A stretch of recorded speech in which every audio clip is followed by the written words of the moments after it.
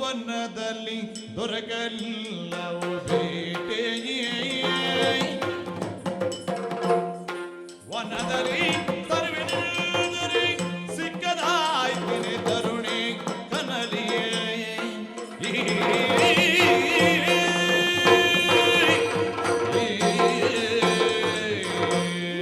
ಊಟ ಕೊಡ್ತೇನೆ ಅಂತ ಹೇಳಿದ ಮಾವ, ಸ್ವಲ್ಪ ದಿವಸ ಊಟ ಹಾಕಿದ, ಆಮೇಲೆ ಸತ್ತೇ ಹೋದ. ಈಗ ನನ್ನವಳು ಊಟವೂ ಕೊಡುವುದಿಲ್ಲ. ಹಾಗಂತ ಹೇಳಿ ಬೇಟೆಯಾಡಿ ಊಟವನ್ನು ನಾನೇ ಪಡೆದುಕೊಳ್ಳೋಣ ಅಂತ ನಾನು ಆಲೋಚನೆ ಮಾಡಿದ್ರೆ ನನಗೆ ಏನು ಬರುವುದಿಲ್ವಲ್ಲ ದೇವರೇ. ಏನು ಮಕ್ಕಳೊಂದಿಗೆ ಕುಳಿತು ಕುಡಿಯಲಿ ಮುಖಂಡಗೆ ಹೋಗು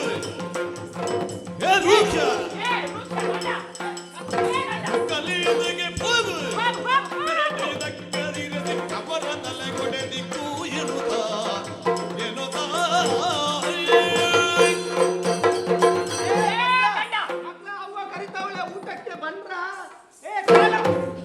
ಯಾರು ಊಟ ಹಾಕುದು? ನಿನ್ನ ಅಪ್ಪ ಇಲ್ಲಿ ಬೇಯಿಸಿ ಹಾಕಿದ್ದು ಉಂಟ ಊಟ?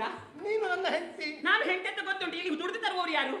ದಿನಾ ನಿನಗೆ ದುಡಿದು ತರುವುದು ನಾನು, ದಿನಾ ನಿನಗೆ ಬೇಯಿಸಿ ಹಾಕುದು ನಾನು. ನಿನ್ನ ಮಾವ ಮದುವೆ ಆಗುವಾಗ ಹಾಗೆ ಹೇಳಿ. ಮಾವ ಸುಮಾರು ಹೇಳ್ತಾನೆ, ಅವ ಈಗ ಇದ್ದಾನ, ಸತ್ತೋಗಿದ್ದಾನಲ್ವಾ? ಹೌದೌದು. ಹೋಗಿ ಅವನ ಅಲ್ಲಿ ಉಂಟಲ್ಲ ಬೂದಿ ಆಗಿದೆ, ಅಲ್ಲಿ ಕೂತು ಹೊಡ್ಕೊ ನಿನ್ನ ತಲೆಗೆ, ಅಮ್ಮ ಮಾವ ನೀನಿಲ್ಲ ಅಲ್ಲ ಅಂತ ಹೇಳಿ. ಮದುವೆ ಆಗುವ ಮೊದಲು ಹೇಗೆ? ಅದು ಹಾಗೆ ಮದುವೆ ಆಗುವವರಿಗೆ ಮಾತ್ರ. ಮದುವೆ ಆದ್ಮೇಲೆ ಇದು ಉಣ್ಬೇಕಲ್ಲ ಇದಕ್ಕೆ. ಇಲ್ಲ, ದಿನಾ ನನಗೆ ದುಡಿದು ತರಲಿಕ್ಕೆ ಆಗುದಿಲ್ಲ. ಸ್ವಲ್ಪ ಹೊರಗೋಗಿ ದುಡಿದು ತರಬೇಕು. ನೀನು ಗಂಡಲ್ವಾ? ಗಂಡ ಆದವನು ಕುಳಿತು ತಿನ್ನಬಾರದು. ನನಗೆ ದುಡಿಲಿಕ್ಕೆ ಗೊತ್ತಿಲ್ಲ. ಗೊತ್ತಿಲ್ಲದ್ರೆ ನಾನು ಕಲಿಸ್ತೇನೆ ನಿನಗೆ. ಎಂತ ಹೇಗೆ? ಈಗ ನೋಡು, ನಿನ್ನ ಮಾವ ಇದ್ದಲ್ಲ ನನ್ನ ಅಪ್ಪ, ಅವ ದಿನಾ ಬ್ಯಾಟಿಗೆ ಹೋಗಿ ನಿನ್ನ ಮಿಗ ಮಾಂಸ ಹಿಡ್ಕೊಂಡು ಬರ್ತಿದ್ದ. ನೀನು ಹಾಗೆ ಕಾಡಿಗೆ ಹೋಗಿ ಬ್ಯಾಟೆ ಆಡಿ ಮಿಗ ಮಾಂಸ ಹಿಡ್ಕೊಂಡು ಬರ್ಬೇಕು. ಗೊತ್ತಿರೋ ನಿಮಗೆ ಬೇಟೆ ಹಿಡ್ಲಿಕ್ಕೆ? ನೋಡ, ಇದು ಬಿಲ್ಲು. ಯಾರ ಬಿಲ್ಲು? ಯಾರ ಬಿಲ್ಲು? ನನ್ನ ಮಾವನ ಬಿಲ್ಲು. ನಿನ್ನ ಮಾವ ಏನು ಹೋಗುವಾಗ ಬಿಲ್ಲು ಬಿಟ್ಟು ಹೋದದ್ದು? ಅದು ಅಲ್ಲಿಗೆ ಅದಕ್ಕೆ ಹಾಕ್ಲಿಕ್ಕೆ ಆಗುದಿಲ್ಲ, ಹಾಗೆ ಬಿಟ್ಟು ಹೋದದ್ದು. ಇಷ್ಟು ದೊಡ್ಡ ಬಿಲ್ಲು ನಿನ್ನ ಮಾವನದೇ? ಇಷ್ಟು ದೊಡ್ಡದು ನನ್ನ ಮಾವನದ್ದೇ. ಹೌದಾ? ಯಾರು ಕಟ್ಲಿಕ್ಕೆ ಇದರದು? ನೀನೆ. ಇದು ಬಿಲ್ಲು, ಇದು ಬಾಣ. ಈ ಬಿಲ್ಲಿಗೆ ಈ ಬಾಣವನ್ನು ಪ್ರಯೋಗಿಸಿ ಜೋಡಿಸಿ ಆಮೇಲೆ ಎಲ್ಲಿಯಾದ್ರೂ ಒಂದು ಮೃಗ ಕಂಡ್ರೆ ಅದಕ್ಕೆ ಹಾಗೆ ಗುರಿ ಇಟ್ಟು ಪ್ರಯೋಗಿಸಬೇಕು. ನೋಡ, ಮಾಡಿ ನೋಡುವ.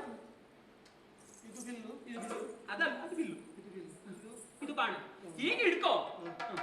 ಜೋಡಿಸಿ ಜೋಡಿಸಿ ಜೋಡಿಸಿ ಜೋಡಿಸಿ ಜೋಡಿಸಿ. ನೀನು ನನ್ನನ್ನು ಕೊಲ್ತೀಯ? ನೀನು ನನಗಲ್ಲ, ಮಿಗ ಮಾಂಸ. ನನ್ಗೆ ಆಗ್ಲಿಕ್ಕಿಲ್ಲ, ನನ್ಗೆ ಗೊತ್ತಿಲ್ಲ. ಅಯ್ಯೋ ದೇವ್ರೆ, ನಿನಗೆ ಮತ್ತೆಂತ ಗೊತ್ತುಂಟು? ತಕಸೈ ಕುಳಿಲಿಕ್ಕೆ ಗೊತ್ತುಂಟ? ಊಟ ಇದ್ರೆ ನೀನು ಹೋಗತ್ಯಾ? ಊಟ ಮಾಡ್ಬೇಕಾದ್ರೆ ಸ್ವಲ್ಪ ಕೈ ಕೆಸರಾಗಬೇಕು. ಕೈ ಕೆಸರಾದ್ರೆ ಮಾತ್ರ ಬಾಯಿ ಮೊಸರು. ಅರ್ಥ ಆಯ್ತಾ? ತಿಳಿತ ನಿನಗೆ? ನೋಡು, ಅದು ಇಲ್ಲ ಇದು ಇಲ್ಲ ಯಾವುದು ಇಲ್ಲ ಅಂತ ಹೇಳಿದ್ಮೇಲೆ ನನ್ನ ಹತ್ರ ಒಂದು ಉಪಾಯ ಉಂಟು. ಇನ್ನು ಹಾಗೆ ದುಡಿತಿರ್ಲಿಕ್ಕೆ ಆಗದಿದ್ರೆ ಉಂಟಲ್ಲ, ಯಾರ್ದಾದ್ರೂ ತಲೆ ಓಡ್ದಾದ್ರೂ ನಾವೀಗ ತಿನ್ನಬೇಕಾಗುತ್ತದೆ. ಒಟ್ಟು ನಮ್ಮ ಹಸಿವೆ ನೀಗಬೇಕು. ಇನ್ನು ಹೆಚ್ಚಾಗುತ್ತದೆ ಅದು. ನಿನಗೆ ಗೊತ್ತಿಲ್ಲ, ಈಗ ಧನಿಕರು, ದುಡ್ಡಿರುವವರು, ಶ್ರೀಮಂತರು ಇವರೆಲ್ಲ ದಾರಿಯಲ್ಲಿ ಹೋಗುತ್ತಾ ಇರ್ತಾರೆ. ಎದುರಿಗೆ ಹೋದ್ರೆ ನಿಮಗೆ ಅವರು ಸಿಗ್ಲಿಕ್ಕಿಲ್ಲ. ಯಾವ್ದಾದ್ರೂ ಒಂದು ಪೊದೆಯ ಬದಿಯಲ್ಲಿ ಕುಳಿತು ಈ ದೊಣ್ಣೆಯನ್ನು ಹಿಡ್ಕೊಂಡು ಕೂತ್ಕೊಳ್ಬೇಕು. ಅವರು ಆ ಕಡೆ ಈ ಕಡೆ ಹೋಗುವಾಗ ಅವರಲ್ಲಿಯೇ ದೃಷ್ಟಿಯನ್ನಿಟ್ಟು ಅವರ ತಲೆಗೆ ಒಂದು ಬಡಿದು ಅವರಲ್ಲಿದ್ದಂತಹ ಐಶ್ವರ್ಯ ಸಂಪತ್ತಲ್ಲಿ ಹಿಡ್ಕೊಂಡು ಇಲ್ಲಿಗೆ ಬರ್ಬೇಕು. ದುಡ್ಡಾಗಬೇಕು. ಆಯ್ತಾ? ಗೊತ್ತಾಯ್ತಾ? ಹೀಗೆ ಹಿಡಿಬೇಕು. ನನ್ನನ್ನು ಕೊಲ್ಲುವುದಕ್ಕೆ ಕಾಣುದ? ಅಲ್ವಾ, ನನ್ನನ್ನು ಕೊಲ್ಲುವುದೇ ಉಪಾಯ. ದಾರಿಯಲ್ಲಿ ದುಡ್ಡಿರುವವರು ಹೋಗು, ತಕೊಂಡು ಬಾ. ತರಬೇಕು.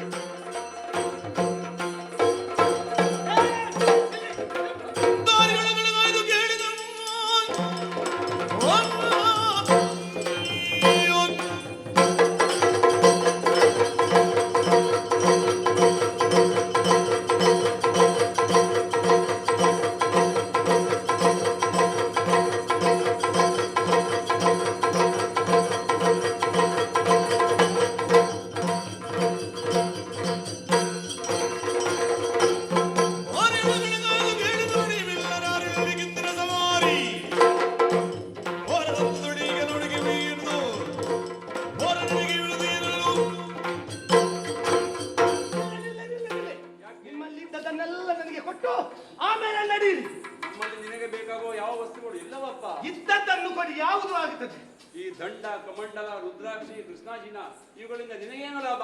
ನನಗೆ ಲಾಭ ಉಂಟು. ಏನ್ ಲಾಭ? ನನ್ನ ಹೆಂಡತಿ ಹೇಳಿದ್ದಾಳೆ, ಹಾ. ಯಾರಾದ್ರೂ ದಾರಿಯಲ್ಲಿ ಹೋಗುವವರ ಹಾ. ತಲೆ ಹೊಡೆದು ಹಾ. ಬಂದು ಹಾ. ನಿಮ್ಮಲ್ಲಿರುವ ವಸ್ತುಗಳನ್ನು ಅವಳಿಗೆ ಕೊಟ್ರೆ ಅವಳು ಊಟ ಹಾಕ್ತಾಳಂತೆ. ಹಾ. ಇಲ್ಲ ಅಂತ ಆದ್ರೆ ಊಟ ಇಲ್ಲ ಅಂತ ನನ್ನ ಪಾಲಿಗೆ.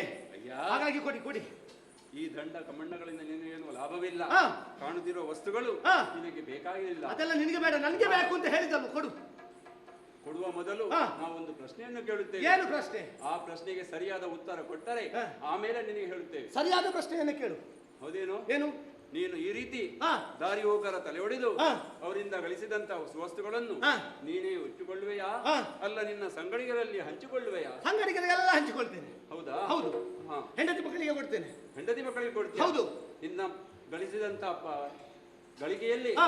ಸರಿ ಪಾಲು ತೆಗೆದುಕೊಳ್ಳುವಂತ ನಿನ್ನ ಹೆಂಡತಿ ಮಕ್ಕಳು ಹಾ. ನಿನ್ನ ಈ ಪಾಪದಲ್ಲಿ ಕೂಡ ಪಾಲು ತೆಗೆದುಕೊಳ್ಳುತ್ತಾರ? ಅಂದ್ರೆ ನಾನು ಮಾಡುವ ಕೆಲಸ ಪಾಪದ ಕೆಲಸ ಅಂತ ಹೇಳುವುದು. ಪಾಪದ ಕೆಲಸ. ನನ್ನ ಹೆಂಡತಿ ಪಾಪದವಳು. ಹಾ. ಅವಳು ನಾನು ಮಾಡುವ ಪಾಪದಲ್ಲಿ ಅವಳು ಪಾಲು ತೆಗೆದುಕೊಳ್ಳುತ್ತಾಳೆ. ಹಾ. ಸಂಶಯ ನಿನಗೆ ಬೇಡ. ಕೊಡು ಕೊಡು ಕೊಡು. ಅದು ನಿನ್ನ ಅಭಿಪ್ರಾಯ. ಹಾ. ಅದಕ್ಕೆ ಅವಳೇನು ಉತ್ತರ ಕೊಡ್ತಾಳೆ ಎಂದು ಕೇಳಿ ಹೋಗಿ ಕೇಳಿ ಬಾ. ಈಗ ಅವಳು ಪಾಪದಲ್ಲಿ ಪಾಲು ತೆಗೆದುಕೊಂಡ್ರೆ ನಿಮ್ಮಲ್ಲಿ ಇದೆಲ್ಲ ಕೊಡ್ತೀರಲ್ಲ, ಹೌದಲ್ಲ? ಹಾಗೆ ಹೋಗಿ ಬರ್ತೇನೆ. ನೀವು ಯಾರು? ಸಪ್ತರ್ಷಿಗಳು ನಾವು. ನೀವು ಸಪ್ತರ್ಷಿಗಳ? ಸಪ್ತರ್ಷಿಗಳು ಅಲ್ಲಪ್ಪ, ಸಪ್ತರ್ಷಿಗಳು. ಹಾ, ಸಪ್ತರ್ಷಿಗಳು. ಹಾ. ನೋಡಿ, ನಾನು ಆಚೆ ಹೋಗುವಾಗ ಮೊದಲೇ ಹೇಳಿದ್ದೀರಿ ಸಪ್ತರ್ಷಿಗಳು ಅಂತ. ತಪ್ಪಿಸಿಕೊಂಡ್ರೆ ಆಗುವುದಿಲ್ಲ. ದೂರದಲ್ಲಿ ಕಾಣುತ್ತಿರುವಂತಹ ಮರಕ್ಕೆ ನಿಮ್ಮನ್ನು ಕಟ್ಟಿ ಹಾಕಿ ಹೋಗ್ತೇನೆ. ಬನ್ನಿ ಬನ್ನಿ ಬನ್ನಿ.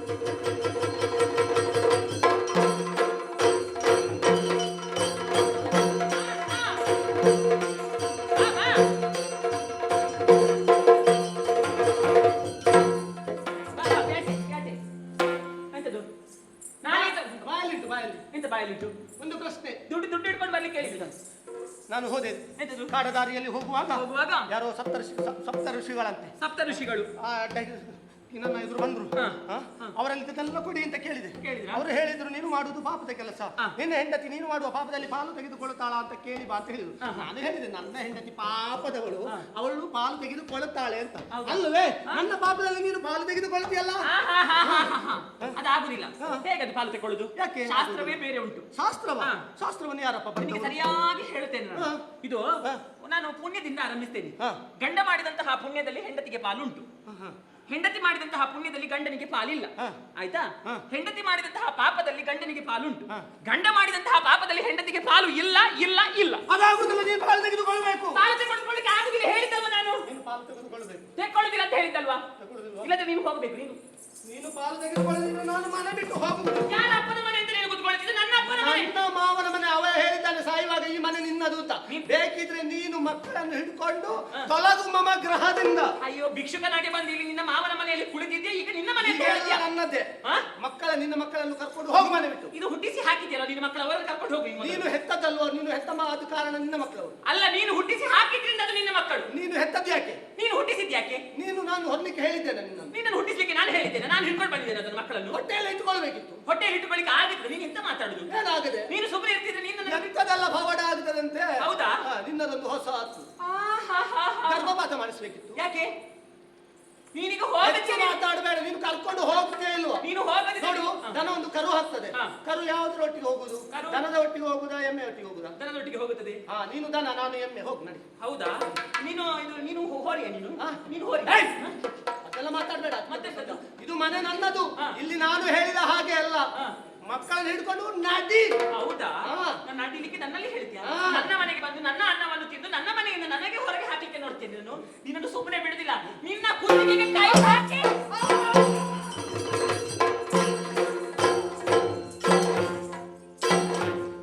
ಮುಖ ಹಾಕಿದ್ರೆ ಜಾಗ್ರತೆ. ಸತಿಯ ಕಟು ನುಡಿ ಕೇಳಿ,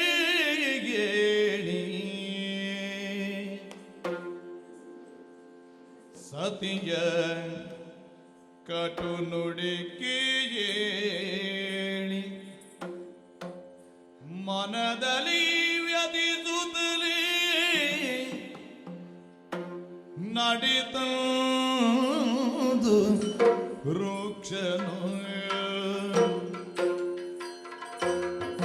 ಬಂಧಿತ ಯತಿವರೇಣ್ಯರ ಬಿಡಿಸಿ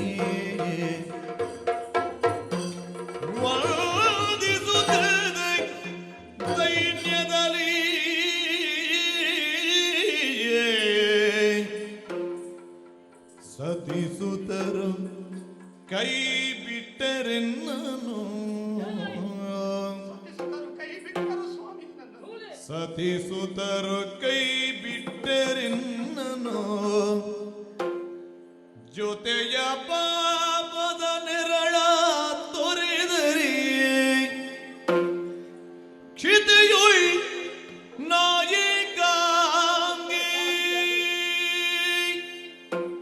ಕ್ಷಿತಿಯುಳ್ಳ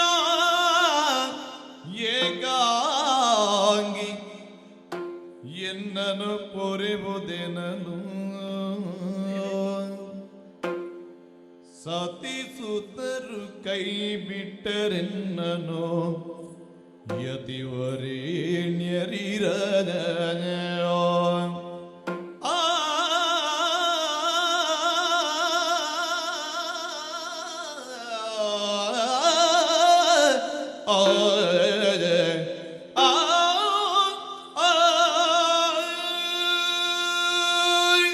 ಯತಿವರೇಣ್ಯರೇ, ನಿಮ್ಮ ಮಾತುಗಳನ್ನು ಹೋಗಿ ನನ್ನವಳಲ್ಲಿ ಹೇಳಿದೆ. ಪರಿಣಾಮ ಪಾಪದಲ್ಲಿ ಪಾಲು ತೆಗೆದುಕೋ ಅಂತ ಒತ್ತಾಯ ಮಾಡಿದೆ. ಏನಂದ್ರು ನಿನ್ನ ಅವಳು ಆಡಿದ ಮಾತು, ಹ? ನಾನು ಮಾಡಿದ ಪುಣ್ಯದಲ್ಲಿ ಮಾತ್ರ ಅವಳು ಪಾಲು ತೆಗೆದುಕೊಳ್ಳುತ್ತಾಳಂತೆ, ಹ್ಮ್. ಪಾಪದಲ್ಲಿ ಪಾಲು ತೆಗೆದುಕೊಳ್ಳುವುದಿಲ್ಲವಂತೆ. ಹ? ತೆಗೆದುಕೊಳ್ಳಬೇಕೆಂದು ಹಠ ಮಾಡಿದಾಗ ಹ್ಮ್. ಸತಿ ಸುತರು ಒಂದಾಗಿ ಹ? ನನ್ನ ರೆಟ್ಟೆಗೆ ಕೈ ಹಾಕಿ, ಕುತ್ತಿಗೆಗೆ ಕೈ ಹಾಕಿ ನನ್ನನ್ನು ಮನೆಯಿಂದ ಹೊರದಬ್ಬಿದರು ಸ್ವಾಮಿ. ಈ ಕ್ಷಿತಿಯಲ್ಲಿ ನಾನು ಏಕಾಂಗಿಯಾಗಿ ಹೋದೆ. ನಾನು ಮಾಡಿದಂತಹ ಪಾಪದ ಕರ್ಮವೊಂದು ನನ್ನ ಶಿರದ ಮೇಲೆ ಉಂಟು ಹುತ್ತ ಬಿಟ್ರೆ ಹ? ಬೇರೆ ಯಾವುದೂ ನನ್ನ ಜೊತೆಗಿಲ್ಲ. ಈ ಕ್ಷಿತಿಯಲ್ಲಿ ನನ್ನನ್ನು ಪರಿಯುವವರು ಯಾರೂ ಇಲ್ಲ, ನೀವಲ್ಲದೆ. ಅನ್ಯಥಾ ಶರಣಂ ನಾಸ್ತಿ. ನೀವೇ ಕಾಪಾಡಬೇಕು, ಕಾಪಾಡಬೇಕು. ತಮ್ಮ ಮರಗಬೇಡ. ಬೇಡಲೆ ತಮ್ಮ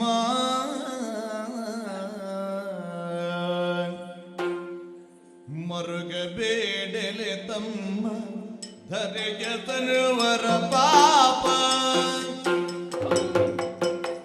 ಹರಿದು ಮಂತ್ರವು ನಿಗುದು ಮಂತ್ರವನ್ನೇ ಹೊತ್ತು. ಸರ್ವರ ಪಾಪ ಹರಿಸುವ ಮಂತ್ರವು ನಿಗುದು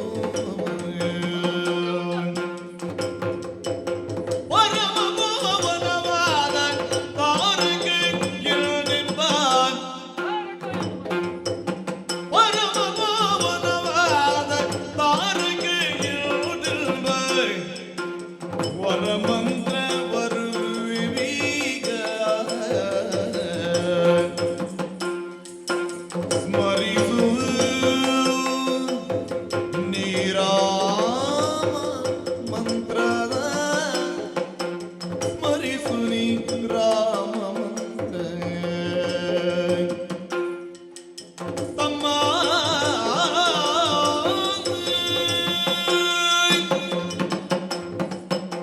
ನನ್ನನ್ನು ಉದ್ಧರಿಸಬೇಕು. ತಮ್ಮ ಮರುಗಬೇಡಪ್ಪ, ಮರುಗಬೇಡ. ಇದುವರೆಗೂ ತಾನೇನನ್ನು ಮಾಡುತ್ತಾ ಇದ್ದೇನೆ ಎನ್ನುವಂತಹ ವಿವೇಚನೆ ಇಲ್ಲದೆ ಸತ್ಯ ಯಾವುದು, ಅಸತ್ಯ ಯಾವುದು, ಧರ್ಮ ಯಾವುದು, ಅಧರ್ಮ ಯಾವುದು, ನ್ಯಾಯ ಯಾವುದು, ಅನ್ಯಾಯ ಯಾವುದು, ಪಾಪ ಯಾವುದು, ಪುಣ್ಯ ಯಾವುದು ಎನ್ನುವಂತಹ ವಿವೇಕವೇ ಇಲ್ಲದೆ ನಶ್ವರವಾದಂತಹ ಸಂಸಾರವನ್ನೇ ನೆಚ್ಚಿಕೊಂಡು ಹೆಂಡತಿ ಮಡದಿಯರಿಗಾಗಿ ಯಾರ್ಯಾರ ತಲೆಯನ್ನು ಹೊಡೆದವನು ನೀನು. ಪಾಪ ಮಾಡಿದ್ದೇನೆ. ಆದರೆ ಈ ಕಾಲಕ್ಕೆ ಪಾಪ ಪ್ರಜ್ಞೆಯಿಂದ ತೊಳಲುತ್ತಾ ಇದ್ದಿ ನಮ್ಮ ಪಾದ ಮೂಲಕ್ಕೆ ಬಿದ್ದು ನಮ್ಮ ಪಾದವನ್ನು ಕಣ್ಣೀರ ಧಾರೆಯಿಂದ ತೊಳೆಯುತ್ತ ನನ್ನನ್ನು ಮನ್ನಿಸಬೇಕು ಎನ್ನುವ ಹಾಗೆ ಆರ್ತತೆಯಿಂದ ಆರ್ತನಾದದಿಂದ ನಮ್ಮನ್ನು ಕೇಳುತ್ತಾ ಇದ್ದಿ. ಧರಿಸಬೇಕು. ತಮ್ಮ ಪಾಪ ಪ್ರಜ್ಞೆಯೋ ಅಥವಾ ಪ್ರಾಯಶ್ಚಿತವು ಅದು ಪುಣ್ಯವನ್ನು ಸೂರೆಗೊಳ್ಳುವುದಕ್ಕೆ ಒಂದು ಸಕಾರಣವಾದರೂ ಕೂಡ ಪುಣ್ಯ ಪ್ರಪಂಚವನ್ನು ಸೇರಿಕೊಳ್ಳುವುದಕ್ಕೆ ಕೇವಲ ಪಾಪ ಪ್ರಜ್ಞೆಯೋ ಪಶ್ಚಾತ್ತಾಪವೋ ಒಂದೇ ಮೆಟ್ಟಿಲಲ್ಲ ಮಗು. ಮತ್ತೆ ಬಹಳಷ್ಟು ಮೆಟ್ಟಿಲುಗಳಿವೆ. ಅದೆಲ್ಲವನ್ನೂ ನಾನು ನನಗೆ ತಿಳಿಸುತ್ತೇನೆ. ಸರಿ. ತಮ್ಮ ಲೋಕದ ಸಮಸ್ತ ಪತಿತರನ್ನು ಉದ್ಧರಿಸುವಂತಹ ಮಂತ್ರ ಒಂದಿದೆಯಪ್ಪ. ಆ ಮಂತ್ರಕ್ಕೆ ತಾರಕ ಮಂತ್ರ ಎನ್ನುವಂತಹ ಹೆಸರು. ಹಾಗೆಂದು ಆ ಮಂತ್ರವನ್ನು ನಾವು ನಿಮಗೆ ಬೋಧಿಸುವುದಕ್ಕೆ ಏನೋ ಸಿದ್ಧ. ಆದರೆ ಏನಾಯ್ತು? ಕೇವಲ ಮನಸ್ಸಿನ ಕೊಳೆಯನ್ನು ಕಳೆಯುವುದಕ್ಕಿಂತ ಮೊದಲು ಭೌತಿಕವಾಗಿ ನೀವು ಶುದ್ಧನಾಗಬೇಕಾಗಿರುವುದು ಈ ಕಾಲದ ಅನಿವಾರ್ಯ. ಅಂದ್ರೆ? ಹಾಗಾಗಿ ನೀನೇನು ಮಾಡಬೇಕು ಗೊತ್ತೇ? ಹತ್ತಿರದಲ್ಲೇ ಹರಿಯುತ್ತಾ ಇರುವಂತಹ ತಮಸಾ ನದಿಯಲ್ಲಿ ನಿಂತು ಶುಚಿರ್ಭೂತನಾಗಿ ಬಾ. ಆ ನಂತರ ನಿನಗೆ ಗೊತ್ತು. ಹಾಗೆ ಇದು ಬಂದೆ, ಇದು ಬಂದೆ. ಶುಚಿರ್ಭೂತನಾಗಿ ಬಂದೆ.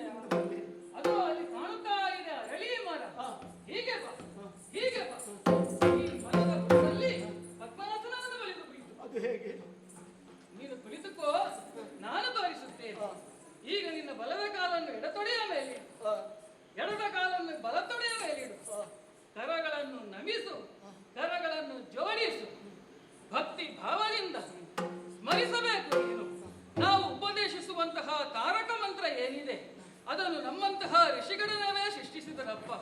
ಹರಿಯ ಅಷ್ಟಾಕ್ಷರಿ ಮಂತ್ರದಿಂದ ರಕಾರವನ್ನು ಆಯ್ದು, ಹರನ ಪಂಚಾಕ್ಷರಿ ಮಂತ್ರದಿಂದ ಮಕಾರವನ್ನು ಆಯ್ದು, ರಾಮ ಎನ್ನುವಂತಹ ತಾರಕ ಮಂತ್ರವನ್ನು ಸೃಷ್ಟಿಸಿದರು. ಎರಡಕ್ಷರದ ಈ ಮಂತ್ರ ಕೇವಲ ಪತಿತರನ್ನು ಉದ್ಧರಿಸುವುದು ಮಾತ್ರವಲ್ಲ, ಅವರ ಏಳ್ಗೆಗೂ ಕಾರಣವಾಗುತ್ತದೆ. ಯಾಕೆಂದರೆ ತಾರಕ ಎನ್ನುವುದರ ಅರ್ಥವೇ ಹಾಗೆ, ದಾಟಿಸುವುದು. ಬಂಧನದಲ್ಲಿ ತೊಡಗುತ್ತಿರುವಂತಹ ಎಲ್ಲಾ ಪತಿತರನ್ನು ದಾಟಿಸುವಂತಹ ಈ ಮಂತ್ರ ಉಚ್ಚಾರಕ್ಕೂ ಕೂಡ ಅತಿ ಸುಲಭ ಸಾಧ್ಯವಾದದ್ದು. ಒಮ್ಮೆ ನಾನು ಹೇಳಿದಂತೆ ಹೇಳುವೆಯಾ? ರಾಮ. ನನಗೆ ಬರುವುದಿಲ್ಲ ಸ್ವಾಮಿ, ನಾನು ಪಾಪಿ, ನಾನು ಪಾಪಿ. ಭಯಪಿಸು ತಮ್ಮ, ಬಂದೇ ಇಲ್ಲ, ಬರುತ್ತದೆ. ನನ್ನ ನಾಲಿಗೆಯಲ್ಲಿ ಹೊರಡ್ತಾ ಇಲ್ಲ, ನಾನು ಪಾಪಿ. ಏನು ಮಾಡೋಣ ಹೇಳು? ರಾಮ ಎನ್ನುವಂತಹ ಪವಿತ್ರವಾದ ನಾಮವನ್ನು ಉಚ್ಚರಿಸುವುದಕ್ಕೆ ನೀನು ಈ ಹಿಂದೆ ಮಾಡಿದಂತಹ ಪಾಪ ಕಾರ್ಯಗಳೇ ತೊಡಕಾಗಿ ನಿಂತಿವೆ. ಹಾಗೆಂದು ದೇವರು ಎನ್ನುವಂಥದ್ದು ಲೋಕದ ಚರಾಚರ ವಸ್ತುಗಳಲ್ಲಿಯೂ ಸ್ಥಾಪಿಸಲ್ಪಟ್ಟಿರುವವನು. ರಾಮನಾಮ ಯಾವ ಬಗೆಯಿಂದ ಬಂದರೇನಂತೆ. ಹಾಗಾಗಿ ಒಂದು ಉಪಾಯವನ್ನು ನಿನಗೆ ಹೇಳುತ್ತೇನೆ. ಓ, ಅದೋ ಎತ್ತರವಾಗಿ ಬೆಳೆದು ನಿಂತಿರುವುದೇನು ಮರ. ಹಾಗಾದ್ರೆ ಮರ ಎನ್ನುವ ಹಾಗೆ ನಿನಗೆ ಉಚ್ಚರಿಸುವುದಕ್ಕೆ ಬರ್ತದೆ. ಮಕಾರದ ರಕಾರದ ಉಚ್ಚಾರ ದೋಷ ನಿನ್ನಲ್ಲಿ ಇಲ್ಲ ಅಂತ ಆಯಿತು. ಆ ಕಾರಣದಿಂದ ಹೇಳ್ತಾ ಇದ್ದೇನೆ, ರಾಮ ಎನ್ನುವ ಹಾಗೆ ಉಚ್ಚರಿಸುವುದಕ್ಕೆ ನಿನ್ನಿಂದ ಅಸಾಧ್ಯವಾದರೆ ತೊಂದರೆ ಏನಿಲ್ಲ, ಅಡ್ಡಿ ಏನಿಲ್ಲ. ಮರ ಎನ್ನುವ ಹಾಗೆ ಉಚ್ಚರಿಸುವುದಕ್ಕೆ ಬರ್ತದಲ್ಲ, ಅದೇನು ಆ ಮರ, ಇದೇನು ಈ ಮರ, ಅದೇನು ಆ ಮರ, ಇದೇನು ಈ ಮರ, ಮರ ಆ ಮರ, ಈ ಮರ, ಮರ,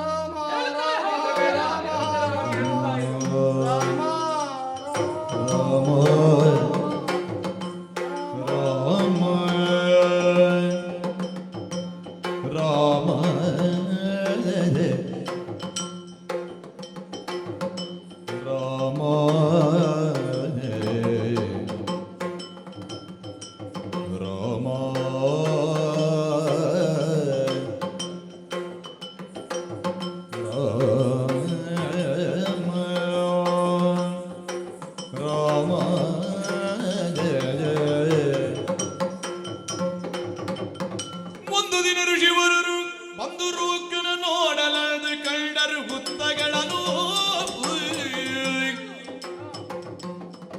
ಹಿಂದು ಮೂದೆಡ ಬಲದಿ ಬೆಳೆದ ವಲ್ಮೀಕಗಳ ಒಂದಾಗಿ ತಪವೆಸಗುತಿಗನ ಕಂಡರು.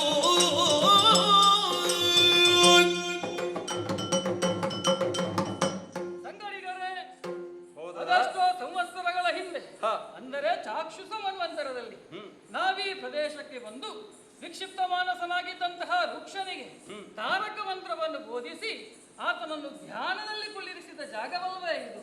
ಮತ್ತೊಮ್ಮೆ ಮರಳಿ ಅದೇ ಜಾಗದಲ್ಲಿ ನಾವು ಬಂದು ನಿಂತಿದ್ದೇವೆ. ನಾವು ಉಪದೇಶಿಸಿದಂತಹ ಆ ಮಂತ್ರದ ಪ್ರಭಾವ ಏನಾಗಿದೆ ಅದನ್ನೊಮ್ಮೆ ಪರೀಕ್ಷಿಸಬೇಕು ಎನ್ನುವ ಹಾಗೆ ಅರಳಿ ಮರದ ಬುಡವನ್ನು ನೋಡಿದ್ರೆ ನೋಡುವುದೇನು, ಎಲ್ಲೆಲ್ಲೂ ಹುತ್ತವೇ ಬೆಳೆದು ನಿಂತಿದೆ. ಹಾಗೆಂದು ರೂಕ್ಷ ಎಲ್ಲಿ ಹೋಗಿದ್ದಾನೆ ಎಂದು ನಾವು ಪರೀಕ್ಷಿಸಿದ್ರೆ ಹೇಳಿದಿರಾ ನೀವೆಲ್ಲ? ಕ್ಷೀಣವಾದ ಧ್ವನಿಯಿಂದ ಈಗಲೂ ಕೂಡ ರಾಮ ರಾಮ ಎನ್ನುವಂತಹ ಜಪ ಮೊಳಗುತ್ತಾ ಇದೆ. ಹಾಗಿದ್ರೆ ಆ ನಾಮ ಜಪವನ್ನು ಮಾಡುತ್ತಾ ಇರುವುದು ಬೇರೆ ಯಾರೂ ಅಲ್ಲ, ಅದು ರೂಕ್ಷನೇ ಇರಬೇಕು. ನೋಡಿದಿರಾ ಈ ನಾಮದ ಜಪವನ್ನು?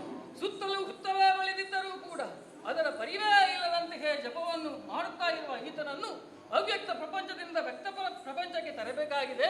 ಹಾಗಾಗಿ ಕಾಣುತ್ತಾ ಇರುವ ಹುತ್ತವನ್ನು ಅಗೆಯುವುದಲ್ಲ, ಕೆಡವುವುದಲ್ಲ, ಪರ್ಜನ್ಯ ಮಂತ್ರವನ್ನು ಬೋಧಿಸುವುದರ ಮೂಲಕವಾಗಿ ಮಳೆಯನ್ನು ಸುರಿಸಿ ಈ ಹುತ್ತವನ್ನೇ ಒಣಗಿಸಿ ಬಿಡುವುದು.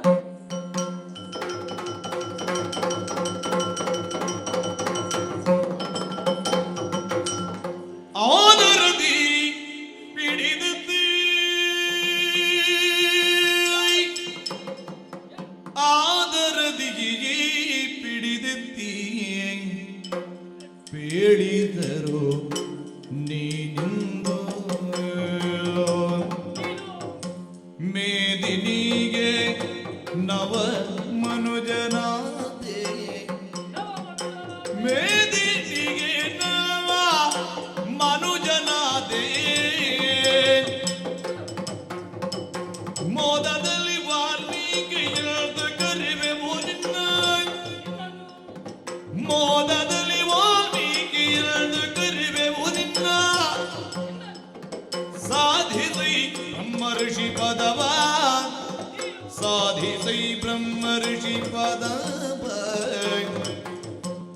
ನೀನಿಂದು ಮೇದಿನಿಗೆ ನವ ಮನುಜನಾದೆ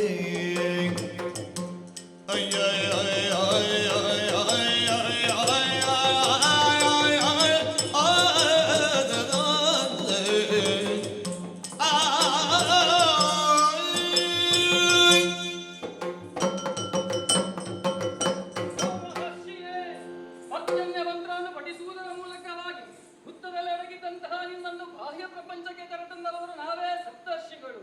ರಾಚೇತಸನಾದ ನಿನ್ನ ಪೂರ್ವಾಶ್ರಮದ ಹೆಸರು ಏನೇ ಇರಲಿ, ಈ ಕಾಲಕ್ಕೆ ನೀನು ನವ ಮನುಜನಾಗಿ ಕಂಗೊಳಿಸುತ್ತಾ ಇದ್ದೀಯ. ನಮ್ಮ ಕರಕಾಮದ ಸಂಜಾತ ನೀನು. ಇದುವರೆಗೆ ಗುರುಸ್ಥಾನದಲ್ಲಿದ್ದಂತಹ ನಾವು ಈ ಕಾಲಕ್ಕೆ ನಿನಗೆ ಪಿತೃಸ್ಥಾನದಲ್ಲಿ ನಿಂತುಕೊಂಡು ಮರುನಾಮಕರಣವನ್ನು ಮಾಡುತ್ತಾ ಇದ್ದೇವೆ. ಹೇಗೆ ಗೊತ್ತೋ, ವಾಲ್ಮೀಕರಿಂದ ಹೊಸ ಹುಟ್ಟನ್ನು ಪಡೆದಂತಹ ನೀನು ಇನ್ನು ಮುಂದೆ ಲೋಕಮುಖದಲ್ಲಿ ವಾಲ್ಮೀಕಿ ಎಂದೇ ಪ್ರಸಿದ್ಧನಾಗಯ್ಯ, ಪ್ರಸಿದ್ಧನಾಗು. ವಾಲ್ಮೀಕಿ ಕೇವಲ ರಾಮ ಮಂತ್ರವನ್ನೇ ಜಪಿಸುವುದರ ಮೂಲಕವಾಗಿ ಇಂತಹ ಮಹರ್ಷಿ ಪದವಿಗೆ ಏರಿದವ ನೀನು. ಹಾಗೆಂದು ನಿನ್ನ ಸಾಧನೆ ಎನ್ನುವುದು ಇಲ್ಲಿಗೆ ನಿಲ್ಲಕೂಡದಯ್ಯ. ಯಾವ ರಾಮದಿಂದ ನೀನು ಇಂತಹ ಗತಿಯನ್ನು ಪದವಿಯನ್ನು ಪಡೆದೆಯೋ, ಆ ರಾಮನಾಮ ರಾಮ ಮಂತ್ರ ಮುಂದೆ ಅದೆಷ್ಟೋ ತಲೆಮಾರುಗಳ ತನಕ ಜನಮಾನಸದಲ್ಲಿ ಸ್ಥಾಯಿಯಾಗಿ ಉಳಿಯಬೇಕು ಅಂತ ಅಂದ್ರೆ ನಿನ್ನಿಂದ ಇನ್ನೂ ಕೂಡ ಬಹಳಷ್ಟು ಕಾರ್ಯಗಳಾಗಬೇಕಾಗಿವೆ. ಹಾಗಾಗಿ ನೀನು ಇನ್ನಷ್ಟು ಕೂಡ ಸಾಧನೆಯನ್ನು ಮಾಡಿ ಮಹರ್ಷಿ ಪದವಿಯಿಂದ ಬ್ರಹ್ಮರ್ಷಿ ಪದವಿಗೆ ಏರಬೇಕು ಎನ್ನುವುದೇ ನಮ್ಮೆಲ್ಲರ ಮಹದಾಸೆ. ಆ ಕಾರಣದಿಂದಲೇ ಉತ್ತಿಷ್ಟ ಮಹರ್ಷಿ ಉತ್ತಿಷ್ಟ. ಧನ್ಯನಾದೆನು ಮುನಿವರೇಣ್ಯರಿರ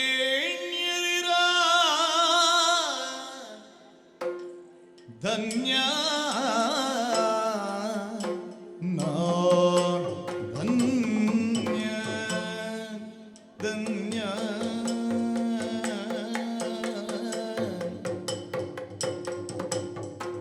ನಾ ಮುಂದೆ ಉನ್ನತಾದ ತಪವನ್ನು ನೆಸಗುವರೇ ಮುನ್ನಿನ ತಪವನೆಸಗುವೆನು ಎನ್ನುತ್ತ ಮುನ್ನಿನ ತಪವನೆಸಗುವೆನು ಎನ್ನುತ್ತ ಶಿರವನ್ನು ಬಾಗುತ್ತ ಮಣಿದನವನು ಶಿರವನ್ನು ಬಾಗುತ್ತ ಮಣಿದನವನು ಧನ್ಯನ ಮುನಿವರೇಣ್ಯರಿರ ಧನ್ಯ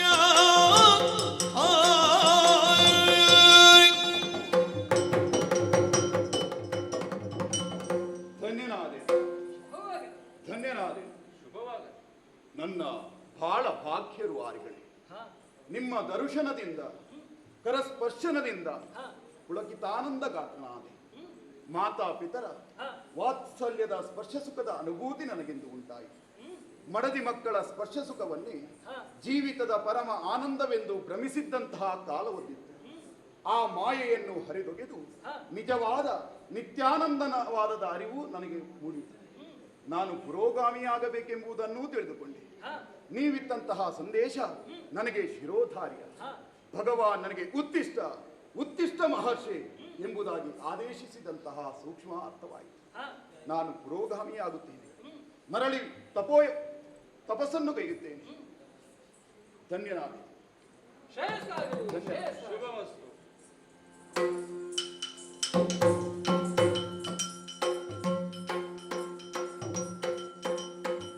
ಬ್ರಹ್ಮರಡಿ ಪದವಿಯನ್ನು ಪಡೆದ ವಾಲ್ಮೀಕಿ ಒಮ್ಮೆ ಓದಿದರು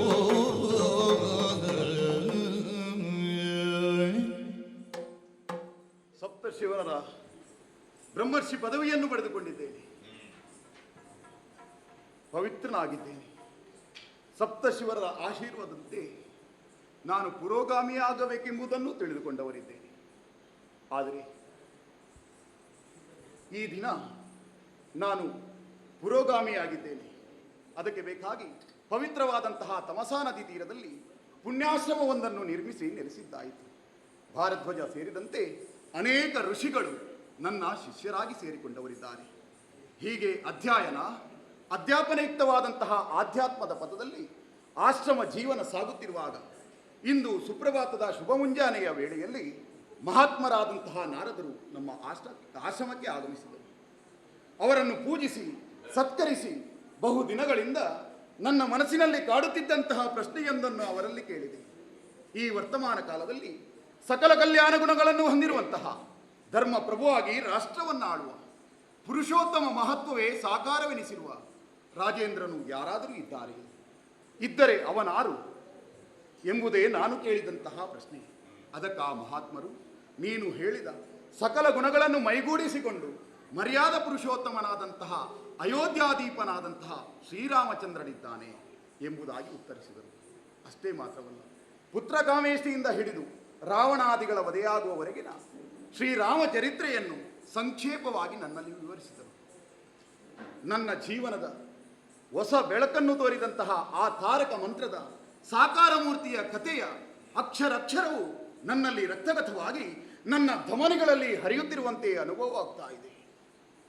ಓಹೋ, ಸಾಯಂ ಸಂಧ್ಯಾ ಸಮಯ. ನಾನಿನ್ನು ಸ್ನಾನಕ್ಕಾಗಿ ತಮಸಾ ನದಿಯತ್ತ ತೆರಳುತ್ತೇನಂತೆ.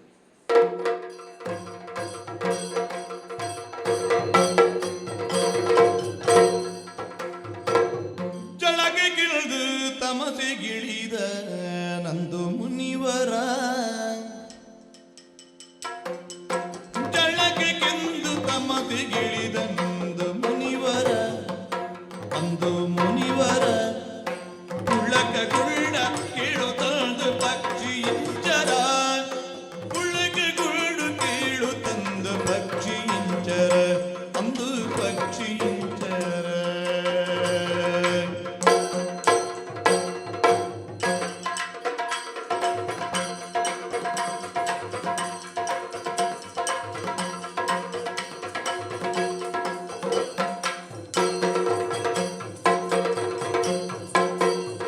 ಗಂಡು ಕ್ರಂಚ ಹೆಣ್ಣನಂದು ಬಳಿಗೆ ಕರೆಯದು, ಗಂಡು ಕ್ರಂಚ ಹೆಣ್ಣನಂದು ಬಳಿಗೆ ಕರೆಯದು, ಗಂಡು ಕಾಣದಂತೆ ನಟಿಸಿ ಹೇಳು ಮೆರೆಯುದು, ಗಂಡು ಕಾಣದಂತೆ ನಟಿಸಿ ಹೆಣ್ಣು ಮೆರೆಯಿತು, ಗಂಡು ಬಳಿಗೆ ಕರೆಯಿತು, ಹೆಣ್ಣು ಮೆರೆಯಿತು.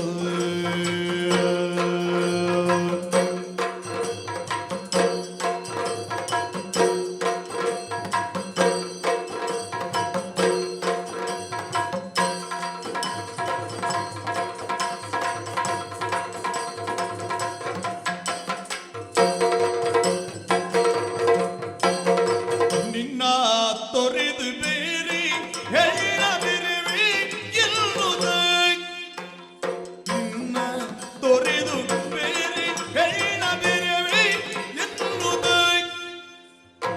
ತನ್ನ ರೆಕ್ಕೆಯರಳಿ ಸಲ್ಕೆ, ತನ್ನ ರೆಕ್ಕೆಯರಳಿ ಸಲ್ಕೆ ಹೆಣ್ಣು ತಡೆಯುತ್ತ, ತನ್ನ ರೆಕ್ಕೆಯರಳಿ ಸಲ್ಕೆ ಹೆಣ್ಣು ತಡೆಯುತ್ತ.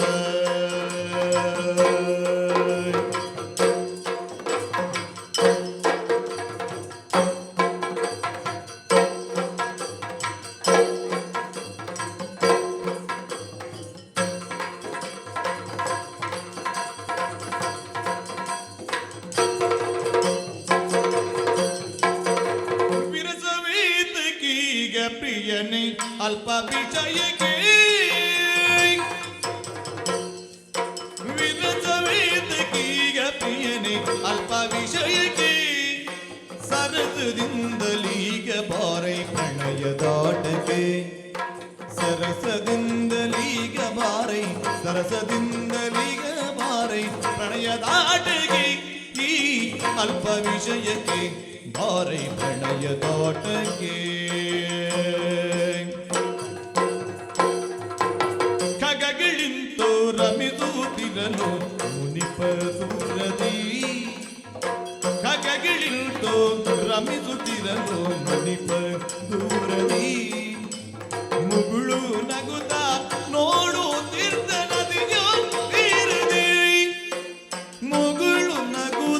ಓಡುತ್ತಿದ್ದ ನದಿಯ ತೀರದಿ ಮುನಿಪ ದೂರದಿಯೇ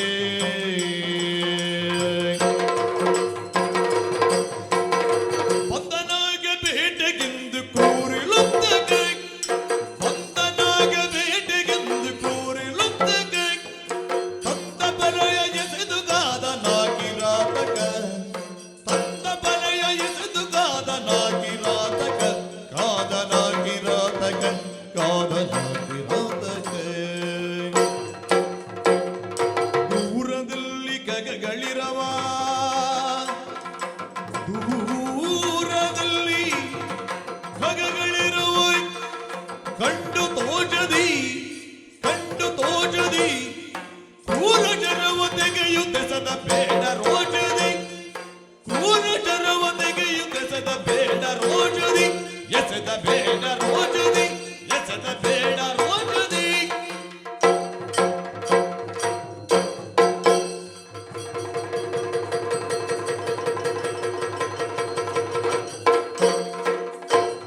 ಬಾಣದ ಗತಿಯೊಳು ಪ್ರಾಣವ ತೊರೆಯಿದ್ದ ಚೋಣಿಯುಳುರುಳಿದ ಬೆಳ್ಳಕ್ಕಿ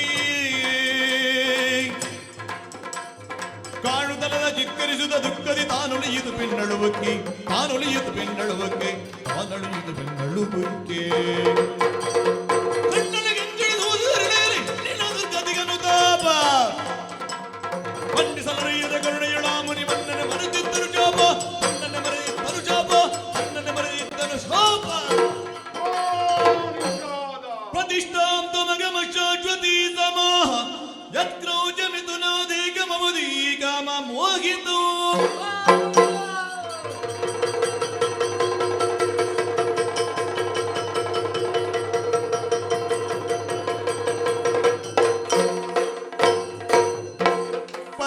पर्णकुटीरगैदी मुनिपतिये ತನ್ನ ಮನದಲ್ಲಿ ಮರುಗುತ್ತಿರ್ದನು ಬನ್ನವಿದ್ದೆನು ಬಡವ ಬೇಡಗೆ ಬರಿದೆ ಶಾಪದಲ್ಲಿ ಬನ್ನವಿದ್ದೆನು ಬಡವ ಬೇಡಗೆ ಬರಿದೆ ಶಾಪದಲ್ಲಿ ಮುನ್ನನ ನವನಿನತೆ ಅಗಣಿತ ಹೆಣ್ಣುಗಳ ಮಾಂಗಲ್ಯವಳಿಸಿದೆಯೇ ತನ್ನ ನರಿಯದೆ ಹೊಯ್ದೆ ಶಾಪದಿ ಮುಗ್ಧ ಲುಬ್ಧಕನ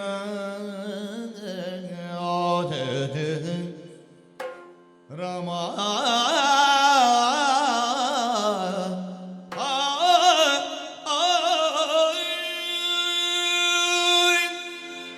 ಅಯ್ಯೋ ವಿಧಿಯೇ, ಇದೆಂತಹ ಚಾತುರ್ಯ ನನ್ನಿಂದ ನಡೆಯಿತು.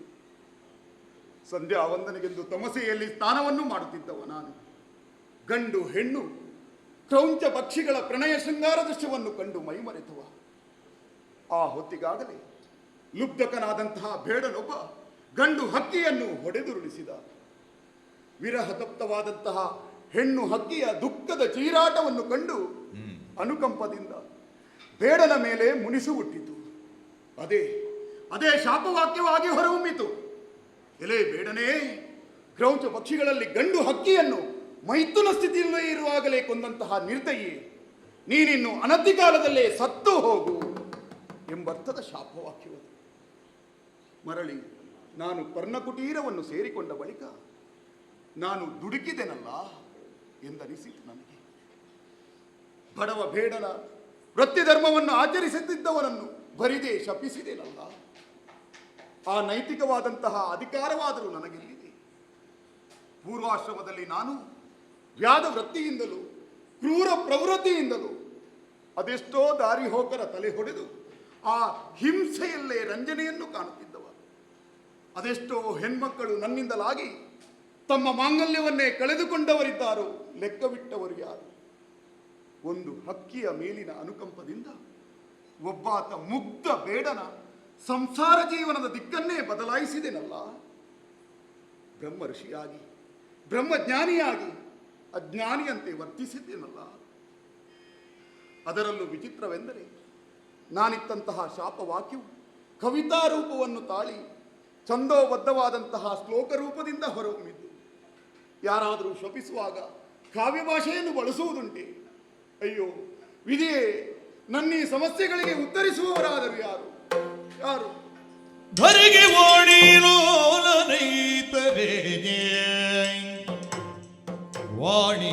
ವಾಣಿಲೋಲನೈತರೆ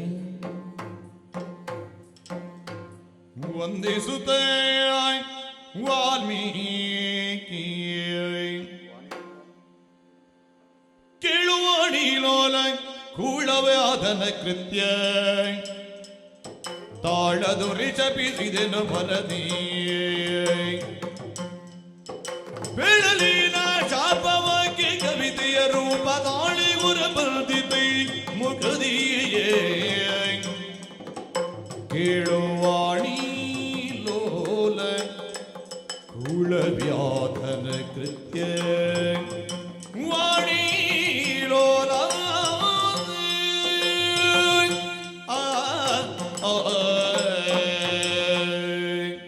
ವಾಣಿಲೋಲ ಮಹರ್ಷಿ ವಾಲ್ಮೀಕಿ ಕ್ರೌಂಚ ಮಿಥುನವನ್ನು ಕ್ರೀಡಿಸುತ್ತಿದ್ದಾಗ ಆ, ಲುಬ್ಧಕನಾದಂತಹ ಬೇಡನೊಬ್ಬ ಗಂಡು ಹಕ್ಕಿಯನ್ನು ಹೊಡೆದುರುಳಿಸಿದ. ವಿರಹ ತಪ್ತವಾದಂತಹ ಹೆಣ್ಣು ಹಕ್ಕಿಯ ಆಕ್ರಂದನವನ್ನು ಕಂಡು ಆ, ಅನುಕಂಪದಿಂದ ಬೇಡನ ಮೇಲೆ ರೋಷ ಹುಟ್ಟಿ ನಾನಾತನನ್ನು ಶಪಿಸಿದೆ ಪ್ರಭು. ಸ್ವಾವೃತ್ತಿ ನಿರತನಾದ ಬಡವ ಬೇಡನ ದುರಂತಕ್ಕೆ ನಾನು ಕಾರಣನಾದೆನಲ್ಲ ಎನ್ನುವಂತಹ ಪಶ್ಚಾತ್ತಾಪದ ಕೊರಗೂ ನನ್ನನ್ನು ಕಾಡುತ್ತಾ ಇದೆ. ಆ, ಅಷ್ಟೇ ಮಾತ್ರವಲ್ಲ, ಮತ್ತೆ ನನ್ನ ಬಾಯಿಂದ ಹೊರಬಂದಂತಹ ಶಾಪ ವಾಕ್ಯವು ಆ, ಕಾವ್ಯ ರೂಪವನ್ನು ತಾಳಿ ಹೊರಬಂದ ಬಗ್ಗೆಯೂ ಬೆರಗು ಆವರಿಸಿದೆ. ದೇವಾ, ಈ ನನ್ನ ಬೆರಗು ಬೇಗುದಿಗಳಿಗೆ ಪರಿಹಾರವೇನು ವಾಣಿಲೋಲ? ಮಹರ್ಷಿ ವಾಲ್ಮೀಕಿ ಮರುಗಬೇಡ. ಮರುಗಲಿಗಿದಗಿ ನೀನಿತ್ತ ಶಾಪವು ಬೇಡ ನಿರವ ಬಾಧಿಸದು ದಿಟವಾಗಿ ಹೌದಯ್ಯ. ವಿರಚಿಸೈಲವ ಕಾವ್ಯ ಶಾಪ ಶೋಕದ ತಿರದಿ ಕರುಣಿ ಬಳುವಾಣಿ ಸಿದ್ಧಿಯನು ಮರುಗಲಿಗಿದಗಿ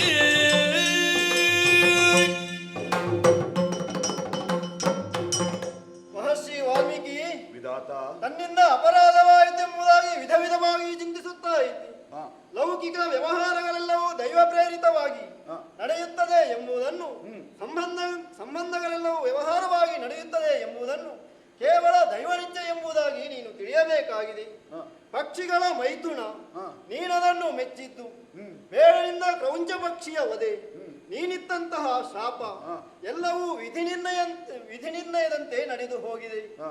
ವಾಲ್ಮೀಕಿ, ಸ್ವಾಮಿ, ನೀನೊಂದು ವೇಳೆ ಶಪಿಸದೇ ಇದ್ದೆ ಎಂದಾದರೆ ಹಾ. ಬೇಡನೇನು ಚಿರಂಜೀವಿಯಾಗುತ್ತಿದ್ದನೆ? ಹಾ. ಖಂಡಿತವಾಗಿಯೂ ಇಲ್ಲ ತಾನೆ. ಹಾ. ಸಕಲ ಚರಾಚರ ಜೀವಿಗಳು ವಿಧಿ ನಿರ್ಣಯದ ಅವಧಿಯ ಒಳಗೆ ಮಾತ್ರ ಬದುಕಬೇಕು. ಹ್ಮ್. ಬೇಡನ ಸಾವು, ನೀನಿತ್ತಂತಹ ಶಾಪ ಹಾ. ಕೇವಲ ನಿಮಿತ್ತ ಹೊರತು ನೀನದಕ್ಕೆ ಕಾರಣನಾಗಲಾರೆ. ಹಾ, ಹಾ. ನೀನೊಂದು ವೇಳೆ ಶಪಿಸದೇ ಇದ್ದೆ ಎಂದಾದರೆ ಅಪಘಾತವೋ ಅಥವಾ ಕ್ರೂರ ಮೃಗಗಳಿಂದ ಅಥವಾ ಸಾಂಕ್ರಾಮಿಕ ರೋಗದಿಂದ ಬೇಡ ಸಾಯುತ್ತಿದ್ದ ಸತ್ಯ. ಹ್ಮ್. ವಾಲ್ಮೀಕಿ, ಸ್ವಾಮಿ, ಇಂತಹ ಒಂದು ಘಟನೆಗೆ ಮರುಗುತ್ತಾ ಚಿಂತಿಸುತ್ತಾ ಹಾ. ನೀನು ಈ ರೀತಿಯಾಗಿ ಚಿಂತಿಸಬೇಡ. ಹಾ.